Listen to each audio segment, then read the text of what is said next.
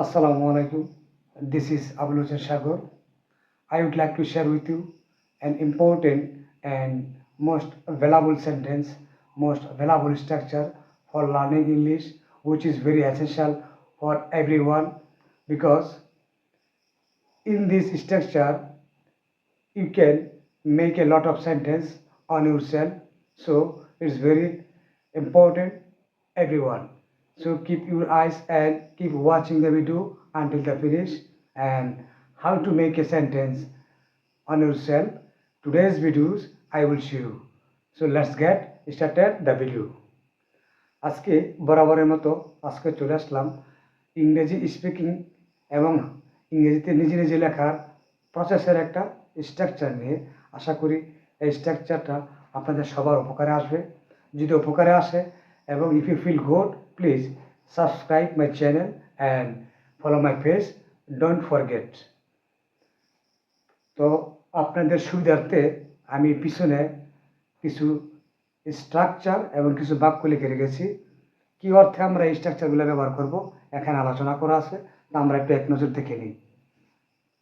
যদি কোনো বাক্যে থাকে প্রায় মরেই যাচ্ছিলাম, প্রায় ঘুমিয়েই যাচ্ছিলাম, প্রায় ট্রেনটি ধরেই ফেলেছিলাম, এরকম শত শত বাক্য, হাজার হাজার বাক্য। মরেই যাচ্ছিলাম অথবা মরি মরি ভাব, একই কথা। আপনারা এইভাবে এরকম বাক্য শত শত নিজে নিজে তৈরি করবেন, স্ট্রাকচার ফলো করে। স্ট্রাকচার কি? Subject plus was were plus about to plus ভার্বের প্রেজেন্ট ফর্ম প্লাস অবজেক্ট। আমরা নিচে কয়েকটা বাক্য লিখে রেখেছি। এই বাক্য কীভাবে আমরা ট্রান্সলেট করব আজকের ভিডিওতে আমি আপনাদেরকে ভেঙে ভেঙে দেখাবো। আমি প্রায় মরেই যাচ্ছিলাম, এখানে আমরা সাবজেক্ট হিসাবে আমি ব্যবহার করব। সাবজেক্ট আমি, সাবজেক্টের পরে আমরা কি পেব? সাবজেক্টের পরে আমরা পেয়েছি ওয়াজ। তো আই এর পরে আমরা জানি সবসময় ওয়াজ হয়, তো আই ওয়াজ। তারপর আমাদের কি রয়েছে? About two. অ্যাবাউট টু মানে প্রায়। তারপরে কি আছে? ভার্বের প্রেজেন্ট ফর্ম। এখন ভার্ব কোনটা? মরেই যাচ্ছিলাম, মরেই যাচ্ছিলাম হচ্ছে ভার্ব। তো কি? I was about to die, আমি প্রায় মরেই যাচ্ছিলাম। তারপর দ্বিতীয় সেন্টেন্সটা আছে সে প্রায় ডুবেই যাচ্ছিল, সে প্রায় ডুবে যাচ্ছিল। তো সে মানে কি? ভার্ব। সাবজেক্ট, সাবজেক্ট মানে হি। তারপর আমরা ভার্ব কি? হি এর পরে সবসময় ওয়াজ হয়, হি ওয়াজ। সে প্রায় ডুবে যাচ্ছিল, হি ওয়াজ, হি ওয়াজ। তারপরে আমরা ব্যবহার করব কি? অ্যাবাউট। অ্যাবাউট, অ্যাবাউট টু পরে ভার্বের প্রেজেন্ট ফর্ম কি? ডুবে যাচ্ছিল। আমরা জানি সাইন কে তো ডুবে যাওয়া, S I N K sign, S I N K আমাদের প্রেজেন্ট ফর্ম বসাতে হবে। He was about to sign, about to sign, সে প্রায় ডুবে যাচ্ছিল। আমি প্রায় বাজারেই যাচ্ছিলাম, এখানে আমি মানে সাবজেক্ট, এর সাবজেক্ট আমরা বসাবো আমি, তারপরে ওয়াজ বসাবো, ওয়াজ। তারপরে আমরা অ্যাবাউট টু, অ্যাবাউট টু বসাবো। তারপর ভার্বের প্রেজেন্ট ফর্ম কি? যাচ্ছিলাম, I was about to go to market, আমি প্রায় বাজারেই যাচ্ছিলাম, I was about to go to market. আমার দম প্রায় বন্ধ হয়ে যাচ্ছিল, এটা আমরা ইংরেজিতে কীভাবে বলবো? এখানে আমার মানে সাবজেক্ট বসাবো আমরা আগে, আই, তারপরে ওয়াজ, তারপরে অ্যাবাউট টু কি? বন্ধ হয়ে যাচ্ছিল, বন্ধ মানে ভার্ব। আমরা কি? ভার্বের প্রেজেন্ট ফর্ম বসাবো কি? ভার্বের, এখানে বি ওয়ান মানে ভার্বের প্রেজেন্ট ফর্ম। স্টপ, ব্রেথ, কি বন্ধ হয়ে যাচ্ছিল? প্রায় বন্ধ হয়ে যাচ্ছিল। দম মানে শ্বাস, B R E A T S, breath. Last one you can C,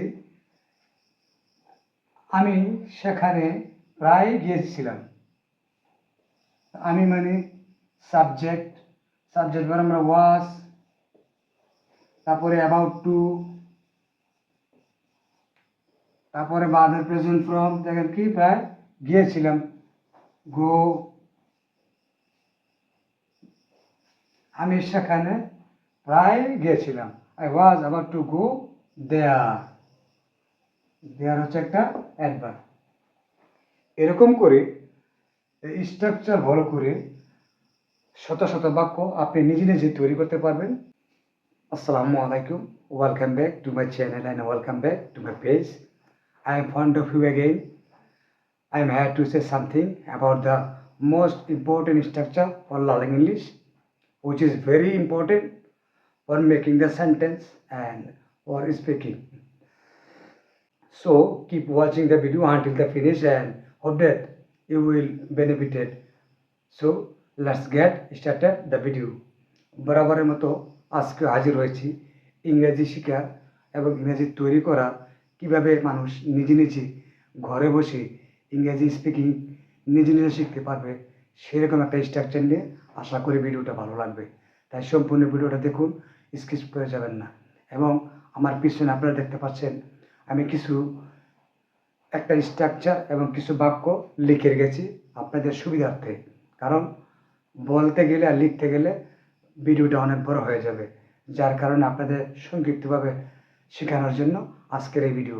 তা আশা করি উপকৃত হবেন। শুরু করা যাক।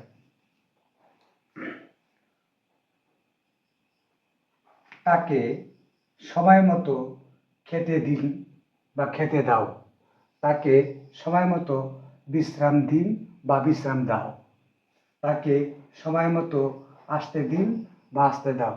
এরকম শত শত বাক্য, আপনি হাজার হাজার বাক্য আপনার মনে যা চায় সব বাক্য নিজে নিজে তৈরি করতে পারবেন। শুধু you have to follow the structure. আপনাকে শুধু এই নিয়মটা অনুসরণ করতে হবে। স্ট্রাকচার কি? লেট প্লাস হিম প্লাস ভার্বের প্রেজেন্ট ফর্ম প্লাস এক্সটেনশন, মানে বাকি অংশ। তো এখানে কিছু উদাহরণ আমি লিখে রেখেছি আপনাদের জন্য। তাকে সময় মতো খেতে দিন বা খেতে দাও, এটা আমরা কিভাবে করব? দেখা গেছে আমার স্ট্রাকচার উপরে দিয়ে রেখেছি কি, সর্বপ্রথম আমরা কি লেট ব্যবহার করব। কি লেট, লেট,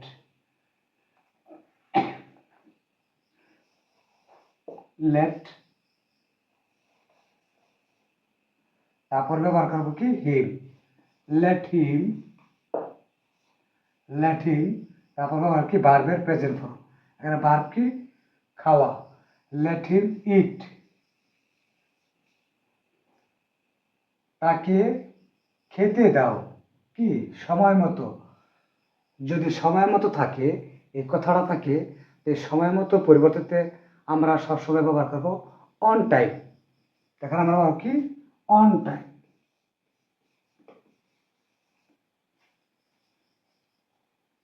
তাকে সময় মতো আসতে দিন, তাকে মানে কি him, let, let him come on time, on time, তাকে সময় মতো আসতে দাও বা দিন, তাকে সময় মতো বের করে দিন বা দাও। Let him out on time,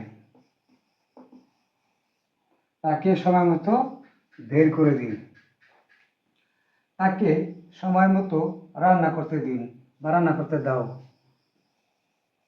এটা আমরা এইভাবে করব, let him cook, let him cook, CWK, let him cook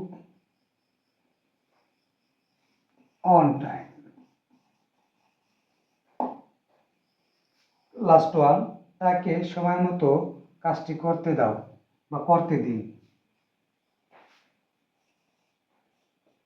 Let him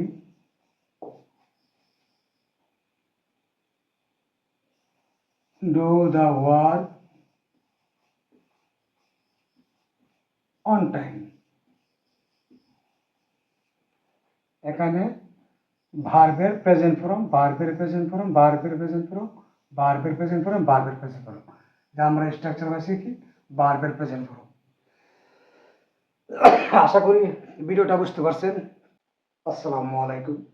Hope that you are all doing great. Today I'm Alhamdulillah. Today's videos I'm going to share with you an important and most valuable sentence for learning English and most important topic, so that you will be very benefited. So keep eyes on my video and keep watching the video until finish the video. So let's get started the video.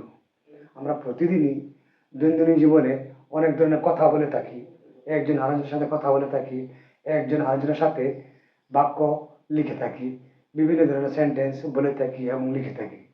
তো আজকের ভিডিওতে আমি দেখাবো আপনি ঘরে বসে কিভাবে নিজে নিজে স্ট্রাকচার ফলো করে নিজে নিজে বাক্য তৈরি করতে পারবেন, শত শত বাক্য।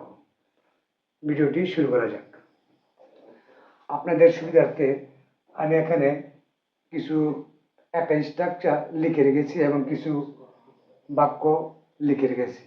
আমি স্ট্রাকচারের মাধ্যমে বাক্যগুলো কিভাবে ট্রান্সলেট করতে হবে তা আপনাদেরকে দেখাবো, তাই সম্পূর্ণ ভিডিওটা দেখুন। সর্বপ্রথম আমরা লিখেছি সম্ভাবনা আছে বুঝালে আমরা লাইকলি টু ব্যবহার করব। যদি যে কোনো কাজ করার সম্ভাবনা আছে, এখানে আমি শুধু 4টা উদাহরণস্বরূপ লিখে রেখেছি। এরকম শত শত বাক্য আপনি বানাইতে পারবেন নিজে স্ট্রাকচার ফলো করে। তাই স্ট্রাকচার অত্যন্ত গুরুত্বপূর্ণ। এই স্ট্রাকচার মুখস্থ থাকলে আপনি নিজে নিজে অনেক বাক্য তৈরি করতে পারবেন। নাম্বার 1 স্ট্রাকচার দেখেন, subject plus am is are plus likely to plus ভার্বের প্রেজেন্ট ফর্ম। আমি এখানে B1 দিয়ে রেখেছি। B1 মানে ভার্বের প্রেজেন্ট ফর্ম প্লাস এক্সটেনশন বা অবজেক্ট। এখানে উদাহরণের মাধ্যমে আমরা আরেকটু পরিষ্কার হয়ে যাই। আমার কাজটি করার সম্ভাবনা আছে। তো আমি এর আগে আপনাদেরকে বলেছি সম্ভাবনা থাকলে আমরা ব্যবহার করব লাইকলি টু। তাহলে আমার মানে আই, সাবজেক্ট আমার আই, তারপর আমরা এম ইজ আর, আই এর সাথে সবসময় এম হয়, ইজ আর আর কখনো হয় না। আই এম, তারপরে কি লাইকলি টু, আমরা ব্যবহার করব লাইকলি টু। তারপর ব্যবহার করব কি ভার্বের প্রেজেন্ট ফর্ম। আমার কাজটি করার সম্ভাবনা আছে, কি কাজটি করার সম্ভাবনা আছে। I am likely to do the work. আমার কাজটি করার সম্ভাবনা আছে। I am likely to do the work. Number 2, তার রহিমের সাথে কথা বলার সম্ভাবনা আছে। তার মানে সাবজেক্ট আমরা এখানে ধরবো, সাবজেক্ট মানে তার, হি, এখানে হি এর সাথে ইজ হবে, হি ইজ। তারপর আমরা likely to, is likely two ভার্বের প্রেজেন্ট ফর্ম রহিম, তার তার রহিমের সাথে কথা বলার সম্ভাবনা আছে।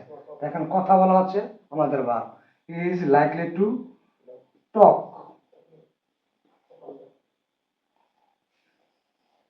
With the Rahim. তার রহিমের সাথে কথা বলার সম্ভাবনা আছে। He is likely to talk with the Rahim.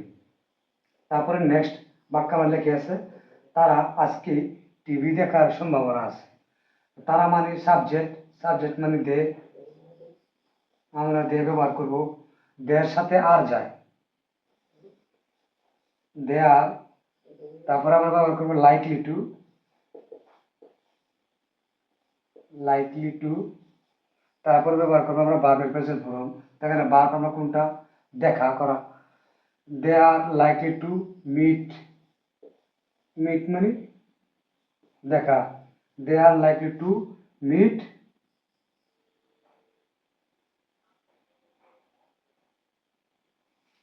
Sorry, তারা আজকে টিভি দেখার সম্ভাবনা আছে, they are likely to watch, তারা আজকে টিভি দেখার সম্ভাবনা আছে। এই বাক্যটা আমরা এইভাবে করবো, they are likely to watch